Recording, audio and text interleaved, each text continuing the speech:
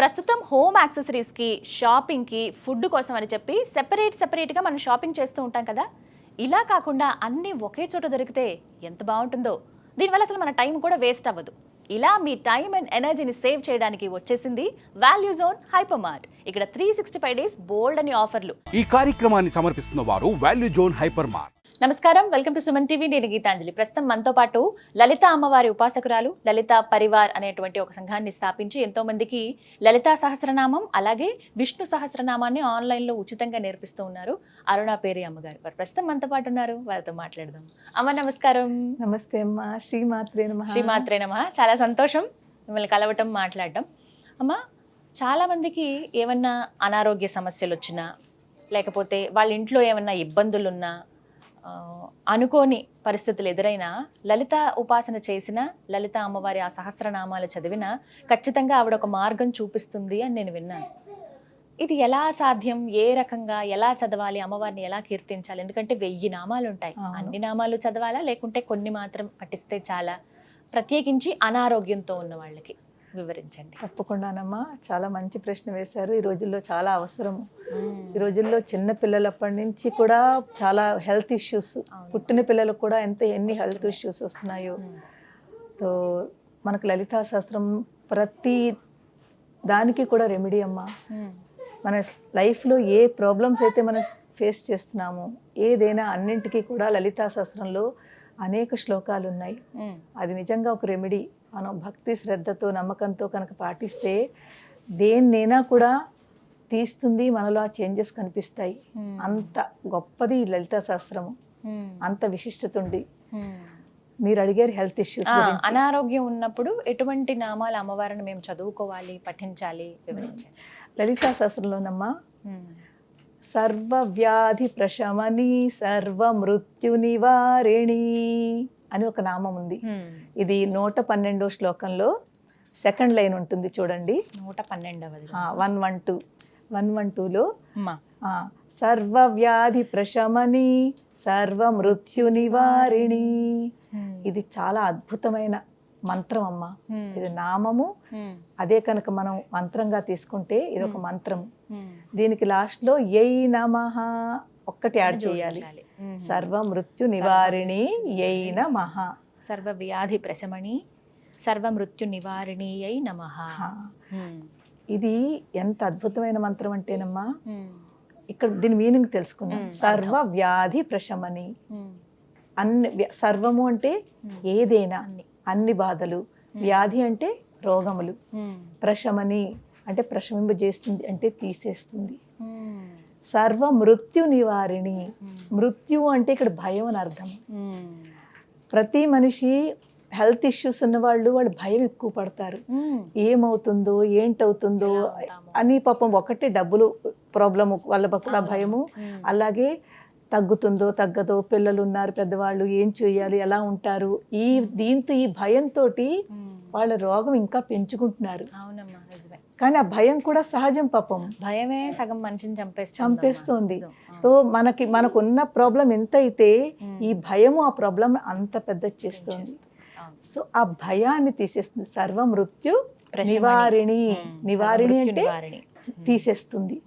ఎప్పుడైతే మనం అమ్మవారిని భక్తి, శ్రద్ధతో, నమ్మకంతో మనం ఈ నామం కనుక చదివితే మనలో ఉన్న భయాన్ని తీసేస్తుంది, మన రోగాలని పూర్తి నివారణ చేస్తుంది.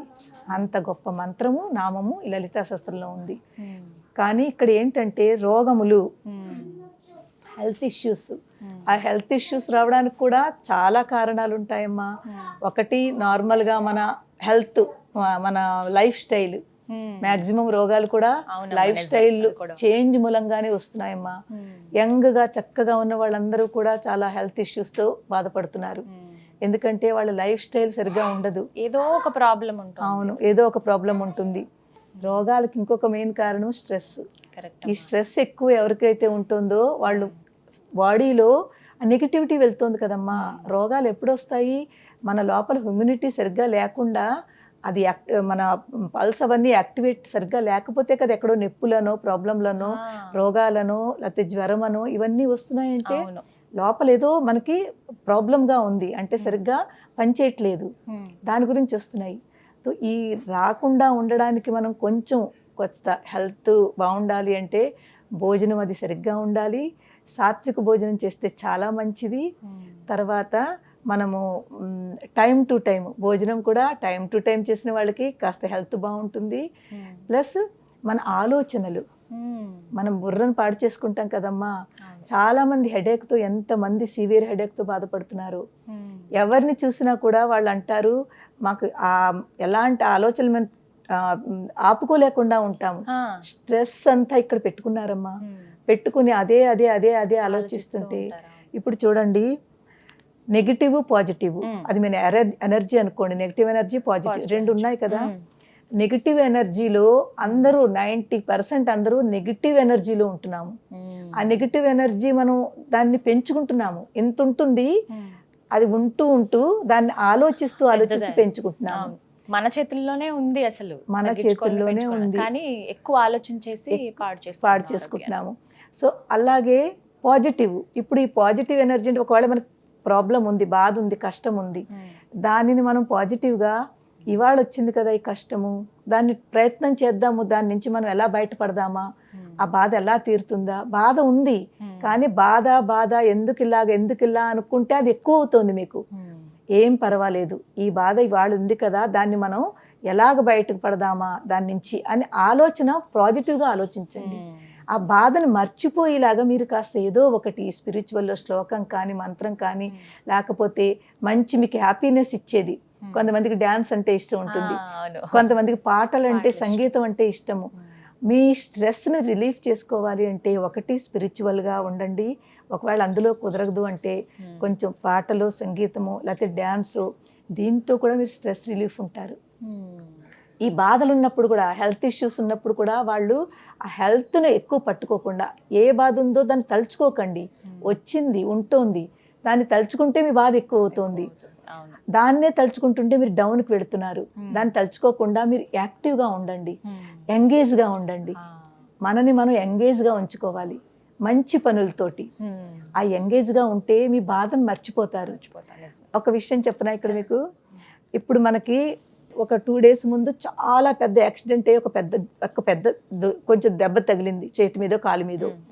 ఆ 2 రోజులు చాలా బాధపడిపోతున్నా, అయ్యో ఇంత పెద్ద దెబ్బ అని. ఇంకో 2 రోజుల తర్వాత మళ్ళీ పెద్ద యాక్సిడెంట్ అయ్యి ఇంకోటి ఏదో పెద్ద దెబ్బ తగిలింది. ఈ బాధను మర్చిపోతాం. దానికన్నా ఇది ఎక్కువ ఉంది అని అంటున్నాను. ఇది మర్చిపోతాము, దాన్ని పట్టుకుంటాము. అలాగే మనం కూడా మనకి ఏ బాధలైతే ఉందో దాన్ని మనం మర్చిపోవడానికి ప్రయత్నం చేయాలి. ఉంది అని అనుకోకూడదు, ఉన్నా కూడా లేదని అనుకోవాలి. నిన్ననే నేను ఎక్కడైతే ఉన్నానో మీరు చెప్తే చాలా ఆశ్చర్యపోతారు. లైవ్ ఎగ్జాంపుల్, ఇక్కడ హైదరాబాద్లోనే ఉంటూ ట్రీట్మెంట్ జరుగుతోంది. ఆ పేరు అది చెప్పను నేను. ఆస్ట్రేలియాలో ఉంటారు వాళ్ళు. ఆస్ట్రేలియాలో ఉంటారు. అమ్మాయి చాలా 40 years అమ్మాయి, క్యాన్సర్, చాలా అంటే లాస్ట్ స్టేజ్ క్యాన్సర్ అమ్మాయి. అక్కడ డాక్టర్స్ గివప్ ఇచ్చారు, ఇంకా మీకు ఏం అవ్వదని చెప్పారు. ఇంకా అలా చెప్పిన తర్వాత వాళ్ళు ఇక్కడికి వచ్చారు, హైదరాబాదు. ఇక్కడికి వచ్చి ట్రీట్మెంట్ స్టార్ట్ చేశారు. ఎవరి ద్వారానో వాళ్ళకి తెలిసింది, ఇలా లలితా పరివార్ వాళ్ళు లలితా శాస్త్రం అది నేర్పుతున్నారు, బాగుంటుంది, చాలా బాగుంటుంది, మీకు మైండ్ ఫ్రెష్గా ఉంటుంది, మీరు జాయిన్ అవ్వండి అని. తను ఎలాగో అలా పట్టుకుని జాయిన్ అయింది క్లాసెస్. నావన్నీ వింటుంటే నేను ఒక దాంట్లో ఇలాగ మీనింగ్ చెప్తున్నాను కదా, చాలా మనసుకి అట్టుకుంది అనమాట. అమ్మాయి ఎంత బాగా చెప్తున్నారో అని తన బాధను మర్చిపోయి ఈ దీంట్లోకి వచ్చింది. అంటే ఇది ఆలోచించడం మొదలుపెట్టింది. చూడండి, అంత బాధలో ఉంది, ఆ స్టేజ్లో ఉంది, తన బాధను మర్చిపోతోంది. మర్చిపోయి దీన్ని ఎంత ఆనందం వస్తుంది కదమ్మా. ఒక పక్కన బాధ ఉన్నా దాన్ని డౌన్ చేస్తోంది ఈ సంతోషం. అప్పుడు తనకి అర్థమైందిట, తన ఇంట్లో ఇప్పుడు ఆ అమ్మాయి ధైర్యంగా ఉంది. ఎవరి ద్వారానో తెలిసింది నేను హైదరాబాద్ వస్తున్నానని. అంత అంటే తను ఏంటంటారు దాన్ని, ఇవి చేయించుకుంటోంది, థెరపీ ఉంటుంది కదా, రేడియేషన్ థెరపీ జరుగుతుంది. నిన్ననే తనకి థెరపీ ఉండాలి. థెరపీ అంటే చాలా బాధ ఉంటుంది, కిమో అంటారు కదా, కిమో ఇస్తున్నారు. ఆ చేయించుకున్నప్పుడు ఎంత బాధ ఉంటుందో. కానీ తనకి ఒక ఇదనమాట, ఎలాగైనా అమ్మ వచ్చారు, నేను వెళ్ళాలని. నాకు మా మెంటర్ ద్వారా తెలిసింది, అమ్మ తను మీ దగ్గరికి వస్తుందిటని. నేను వద్దన్నాను. అమ్మ తను కిమో చేయించుకుంటోంది, అస్సలు బాగోలేదు, నేను అమ్మాయి దగ్గరికి వెళ్తాను, అతను అమ్మాయి ఎక్కడుందో చెప్పండి, నేను వెళ్తాను అని చెప్తే తను అందిట లేదు, నేను అమ్మ దగ్గరికి వెళ్ళాలి, అమ్మ నా దగ్గరికి వద్దు, నేను అమ్మని దగ్గరికి వెళ్ళాలని తన పేరెంట్స్ తోటి తన హస్బెండ్ తోటి వచ్చింది. నిన్న వచ్చింది, వచ్చి కలిసింది. బాధ ఉంటుంది, ఒక బాబు ఒక పాప చిన్న పిల్లలు తనకి. తో కానీ తన ముఖంలో ఒక ధైర్యం చూశాను నేను. ఆ ధైర్యము స్పిరిచువల్ లా వచ్చింది తనకి, భక్తితో ఉండి. ఇలాగే చూడండి, ఎవరిదైనా ఇప్పుడు మీరైనా నేనైనా లైఫ్ని ఎవ్వరు మనం జడ్జ్మెంట్ చేయలేము. మన లైఫ్ ఇంత ఉంది అని ఎవరు చెప్పగలరా? అసలు అది సాధ్యం కాదు, అది మన వాళ్ళ కాదు. మనం ఇంత అందంగా ఇప్పుడు మాట్లాడుతున్నామా, నవ్వుతూ ఉన్నామా, నెక్స్ట్ క్షణం ఎలా ఉంటుందో మనకి ఏం తెలుసు? చెప్పలేము, ఎవరికి చెప్పలేము. తనకి నేను అదే అన్నాను, ఎవరిది లైఫ్ మనం ప్రిడిక్ట్ చేయలేము. అందు గురించి ఏది జరుగుతుంది, ఇలాగ ఎందుకు అయిపోతుంది అని బాధపడే కంట ఏది జరిగినా పర్వాలేదు అని మనము దానికి ప్రిపేర్ అయిపోయి ఏం పర్వాలేదు అని మనము దాన్ని ఆ నెగటివిటీ నుంచి బయటకు వస్తే తప్పకుండా పాజిటివిటీ ఎప్పుడైతే పెరిగిందో మీలో మీకు ఆ డాక్టర్లు ఏదైతే చెప్పారో దాన్ని కూడా మీరు క్రాస్ చేస్తారు, ఇంకా బాగుంటుంది మీకు అని చాలా మంచిగా చెప్పాను. ఇదే శ్లోకం నేను అమ్మాయికి ఇచ్చాను. సర్వవ్యాధి ప్రశమని సర్వమృత్యు నివారిణి అయిన మహా, ఈ శ్లోకం అమ్మాయికి ఇచ్చాను. తర్వాత ఆ అమ్మాయి ఇప్పుడు నేను అన్నాను, చూడండి అమ్మ, డాక్టర్లు అమ్మాయికి టైం కూడా ఇచ్చారు.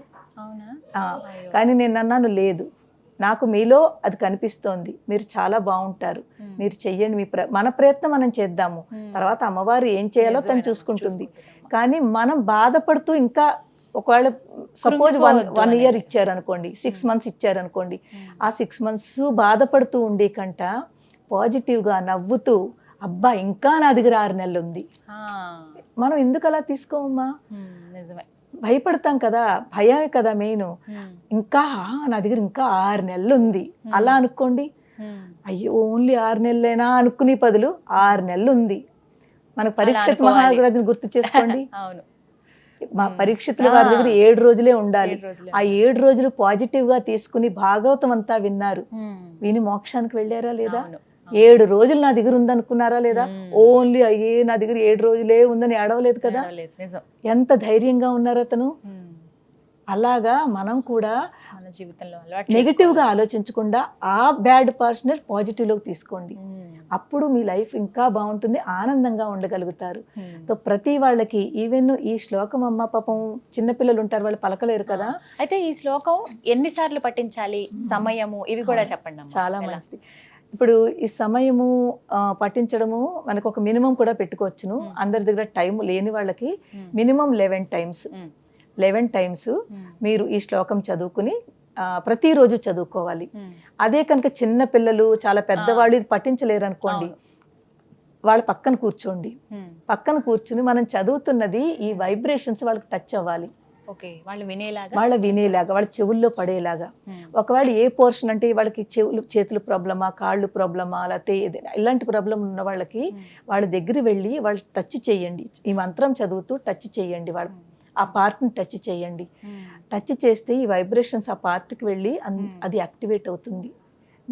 మంత్రానికి చాలా శక్తి ఉందమ్మా, కానీ ఈ జనరేషన్లో పిల్లలు వాళ్ళు కొంతమంది నమ్మరు.